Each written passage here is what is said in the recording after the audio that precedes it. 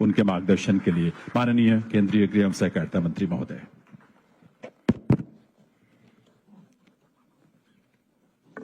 आज के इस महत्वपूर्ण कार्यक्रम में मेरे साथ मंच पर उपस्थित दिल्ली के उपराज्यपाल श्रीमान सक्सेना जी, दिल्ली की लोकप्रिय मुख्यमंत्री बहन रेखा गुप्ता जी, दिल्ली सरकार के गृह मंत्री श्री आशीष सूद जी, गोविंद मोहन जी, केंद्रीय गृह सचिव श्री तपन कुमार डेका जी, निर्देशक आसूचना ब्यूरो श्री धर्मेंद्र जी, मुख्य सचिव दिल्ली सरकार और आज के कार्यक्रम में आए हुए सभी गणमान्य अतिथियों का मैं आज इस कार्यक्रम में स्वागत करता हूं। मित्रों, आज दो कार्यक्रम एक साथ हो रहा है। एक तो ये सभागार के अंदर बैठकर हम एक साल में तीनों नए आपराधिक कानूनों के क्रियान्वयन में क्या क्या चीजें हुई हैं इसकी जानकारी हासिल करेंगे, और दूसरा सबसे महत्वपूर्ण, नीचे एक प्रदर्शनी का उद्घाटन किया गया है। मैं हृदयपूर्वक बधाई देना चाहता हूं भारत सरकार के गृह सचिव और उनकी टीम को, क्योंकि ये प्रदर्शनी को जब नरेंद्र मोदी जी ने चंडीगढ़ में देखा, उन्होंने वहीं पर गोविंद मोहन जी को सूचना दी थी कि उसको हर राज्य में लगाकर राज्य के पत्रकार बंधु, पुलिस के सारे सीनियर ऑफिसर, बार एसोसिएशन के सभी प्रमुख वकील साहिबान,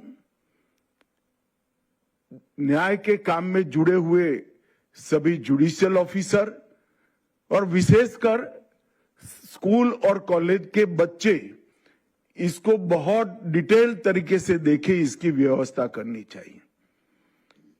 क्योंकि ये कानून जब बने तब पूरी प्रोसीजर में मैं पहले दिन से लेकर पार्लियामेंट में पारित होने तक इन्वॉल्व रहा हूं। इस कानून को पुस्तक में पढ़ना, इस कानून के सर्कुलर्स का अध्ययन करना, इससे इस कानून की उपयोगिता को आप जान ही नहीं पाएंगे।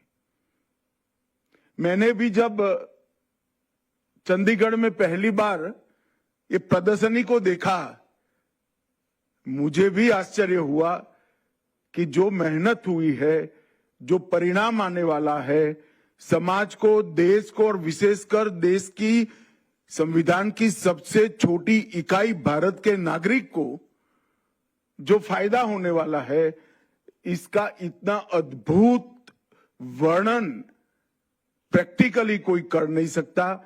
इसलिए मैं गोविंद मोहन जी और उनकी पूरी टीम को हृदयपूर्वक बहुत बहुत बधाई देना चाहता हूं।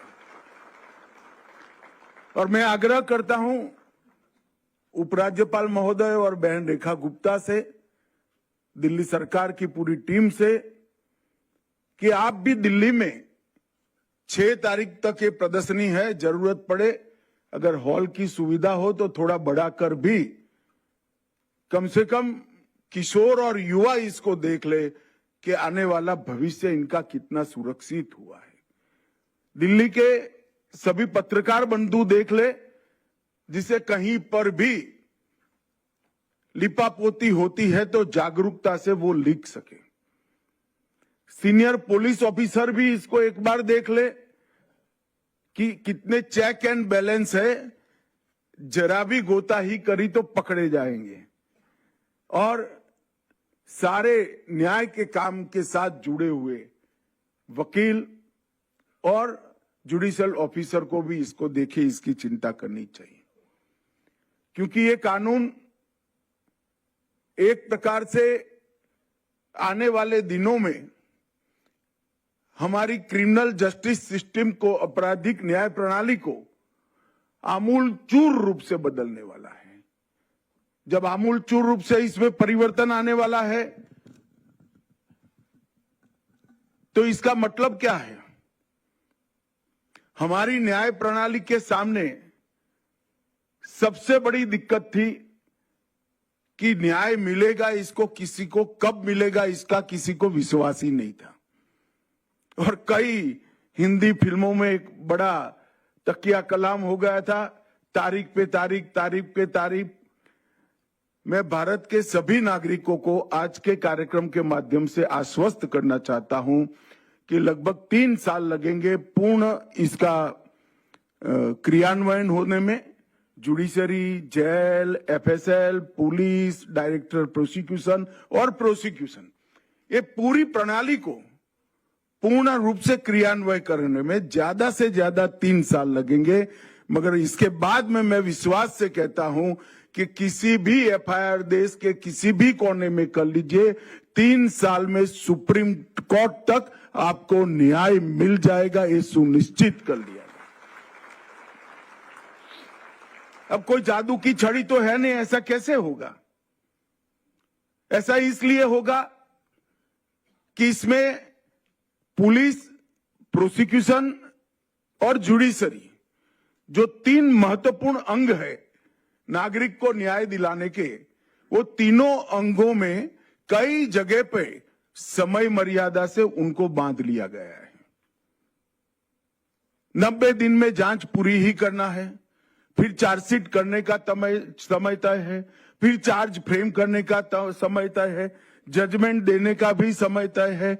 और सारी चीजें ऑनलाइन होने के कारण एफएसएल का बिल नहीं चुकता किया है, रिपोर्ट आएगी या नहीं आएगी, जज साहब का, वकील साहब का ओपिनियन ने, कोई चीज कहीं पर छूट न जाए इसकी चिंता करी है। तो न्याय समय पर मिलना ही मिलना है। इसके साथ साथ जो गलत प्रकार की शंकाओं के आधार पर गुनाह कर बचकर निकल जाते थे, इसके लिए टेक्नोलॉजी का इतना उपयोग किया है कि कहीं पर भी किसी को बचकर निकलने की संभावना नहीं है। मैं आपको विश्वास दिलाता हूं कि नई आपराधिक न्याय प्रणाली लागू होने के बाद सजा कराने का दर हमारे देश का बहुत नीचे है। अभी विश्व के कुछ देशों के कंपैरिजन में, तुलना में, वो उनसे भी आगे पहुंचाया जाएगा। और जो गुनाह करता है उसको निश्चित रूप से सजा मिले, इसका इसके अंदर कठोरता के साथ प्रावधान किया है। मैं ये भी कहना चाहता हूं कि तीनों कानून के कंप्लीट इंप्लीमेंटेशन के बाद हमारी न्याय प्रणाली विश्व की सबसे आधुनिक न्याय प्रणाली होगी, टेक्नोलॉजी का सबसे ज्यादा उपयोग होगा। लगभग 89 देशों की न्याय प्रणाली का एक विद्यार्थियों के रिसर्च ग्रुप ने अभ्यास कर वो सब में टेक्निक का जहां जहां उपयोग किया है उसको कानूनी आधार देकर इस कानूनों के अंदर हमने समावेश किया है। और सबसे बड़ी बात है, इस कानून को हमने भारतीय दृष्टिकोण से बनाया है। पहले जो कानून थे आईपीसी, सीआरपीसी और एविडेंस एक्ट, उसको अंग्रेजों ने अपने शासन को लंबा चलने के लिए इंग्लैंड की पार्लियामेंट में बनाया है। ये कानून नरेंद्र मोदी के नेतृत्व में आपकी चुनी हुई सरकार ने आपके लिए बनाए हैं। ये कानून बनाने का मकसद भारत के नागरिक का शरीर, संपत्ति और संविधान दत्त जितने भी अधिकार है, जो उसका सम्मान है, इसकी सुरक्षा करना है। पुराने जो कानून थे, इसका मकसद अंग्रेज सरकार को लंबा शासन कराना और उनकी संपत्ति की रक्षा करना था। अब आईपीसी की जगह भारतीय न्याय संहिता, सीआरपीसी की जगह भारतीय नागरिक सुरक्षा संहिता और इंडियन एविडेंस एक्ट की जगह भारतीय साक्ष्य अधिनियम नाम पर से ही आपको मालूम पड़ता है कि दंड नहीं, पिनल नहीं, न्याय देना है। सीआरपीसी सिर्फ प्रोसीजर नहीं है, अब नागरिक की सुरक्षा के लिए भारतीय नागरिक सुरक्षा संहिता है और भारतीय साक्ष्य अधिनियम भी बना है।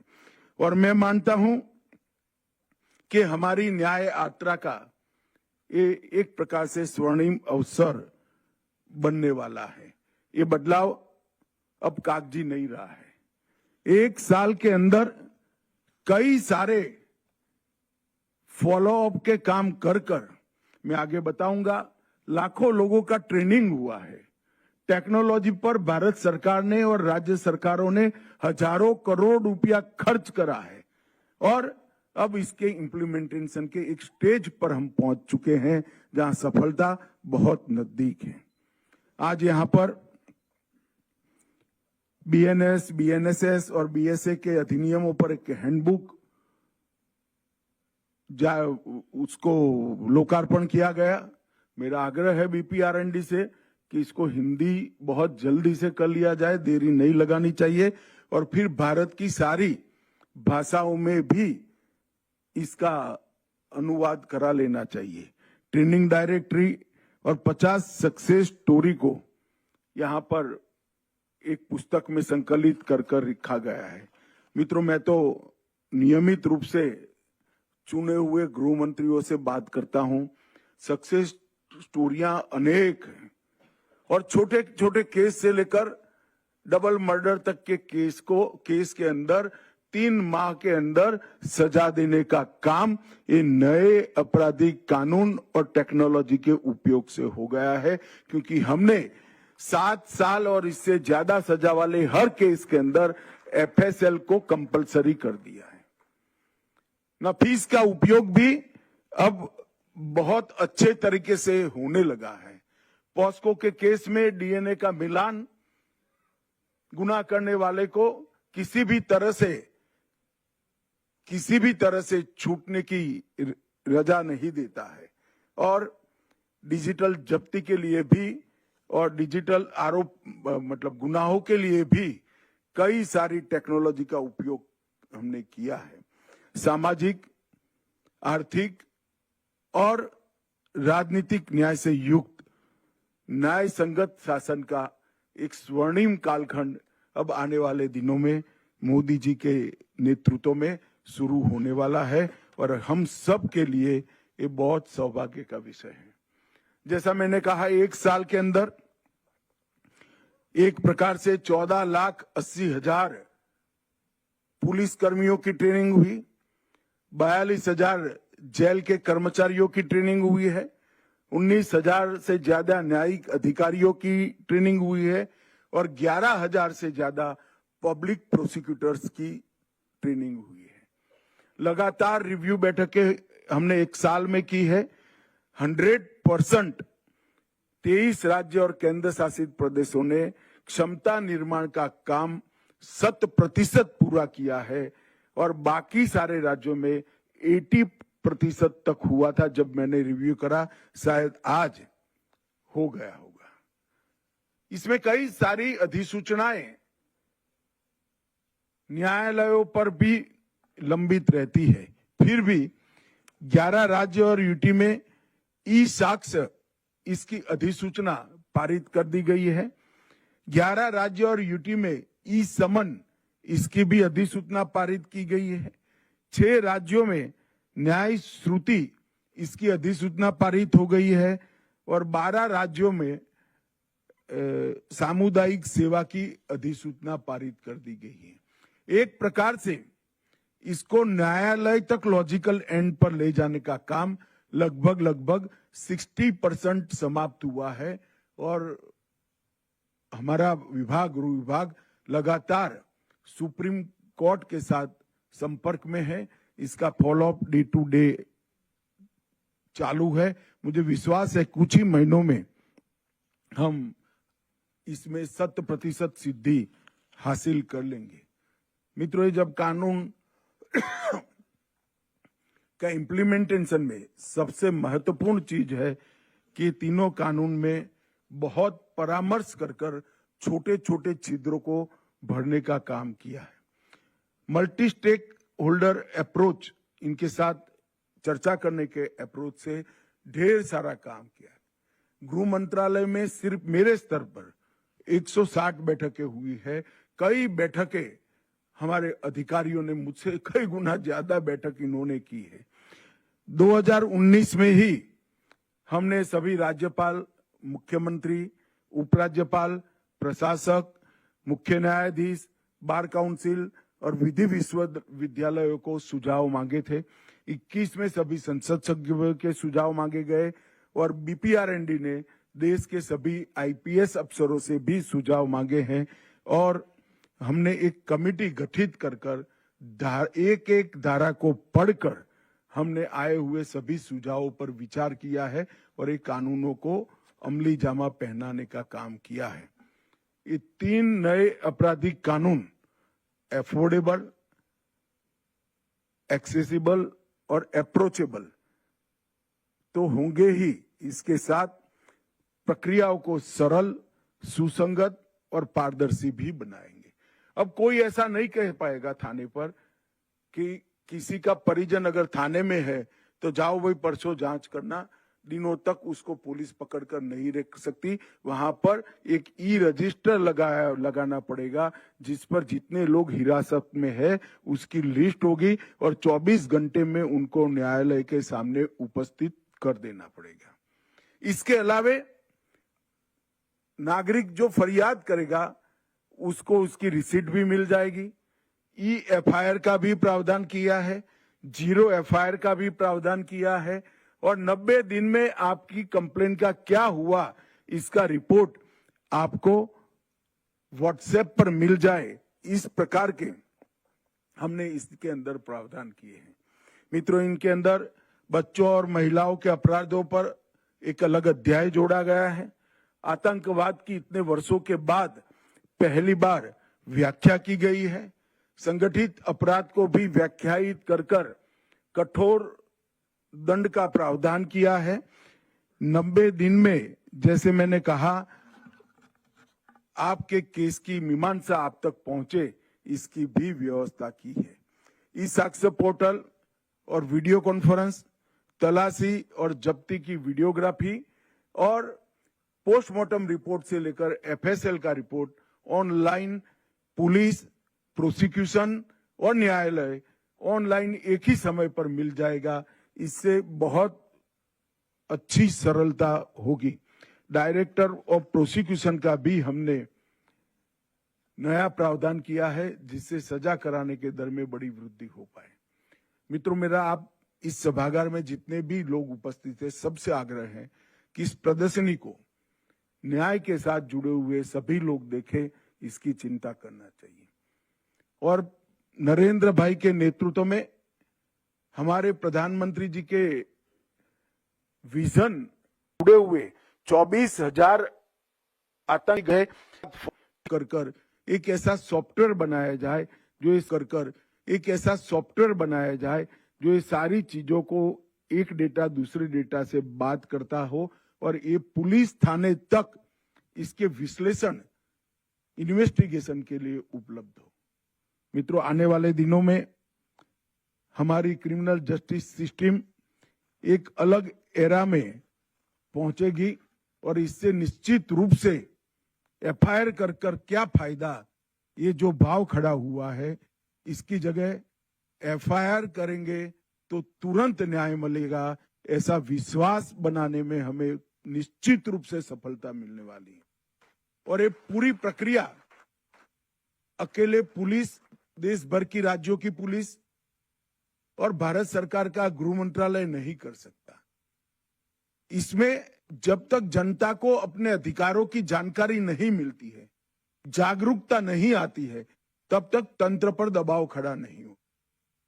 और मेरा आप सबसे अनुरोध है कि हमने तय किया है कि ऐसी हर राज्य में एक प्रदर्शनी लगाई जाएगी और फिर राज्य भी इसको नीचे तक अपनी अपनी भाषाओं में कैरी करेंगे। इससे एक इस प्रकार की जागृति लाए जिससे इसके इम्प्लीमेंटेशन में बड़ी सरलता हो जाए।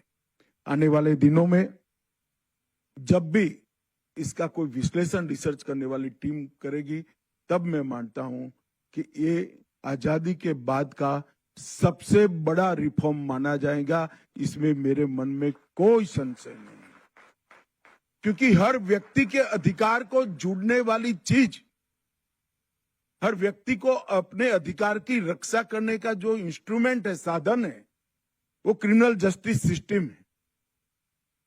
और उसको पारदर्शी बनाना, इसको लोक उपयोगी बनाना और समयबद्ध तरीके से न्याय देना, इससे बड़ा कोई रिफॉर्म हो नहीं सकता। और टेक्नोलॉजी के उपयोग की भी मैं निश्चित रूप से बात कर सकता हूं। किसी भी प्रकार के कानून में जितना टेक्नोलॉजी का उपयोग कानूनी तरीके से शामिल किया गया है, इससे हमारी ये तीनों संहिता में सबसे ज्यादा है, इसका मुझे विश्वास है। आज मैं दिल्ली सरकार को हृदय से बधाई देना चाहता हूं, क्योंकि दिल्ली का एक प्रॉब्लम भी है। वैसे तो गृह मंत्रालय भी यहाँ है, दिल्ली सरकार भी यहाँ है, तो गृह मंत्रालय की सबसे ज्यादा कठोरता दिल्ली प्रशासन के साथ ही होती है और एक प्रकार से गृह मंत्रालय के अंडर भी आते हैं। मगर मुझे कहने में कोई झिझक नहीं है, सभी राज्यों में सबसे अच्छा इम्प्लीमेंटेशन और सबसे जल्दी इम्प्लीमेंटेशन हमारी दिल्ली सरकार ने किया है। उपराज्यपाल महोदय और मुख्यमंत्री और गृह मंत्री के लिए जोर से ताली बजाकर इन तीनों का हम सब समर्थन करें। और फिर से एक बार मैं आग्रह करता हूं, नीचे प्रदर्शनी में एक एक सेल्फी लेकर इसको सोशल मीडिया के अंदर वायरल करिए। जरूरत पड़ेगी, संख्या बढ़ेगी तो 6 तारीख से भी ज्यादा लंबा कर लोगों को दिखाएंगे, परंतु जागरूकता बहुत जरूरी है। आप सभी का हृदय से बहुत बहुत धन्यवाद। वंदे मातरम। बहुत बहुत आभार माननीय केंद्रीय गृह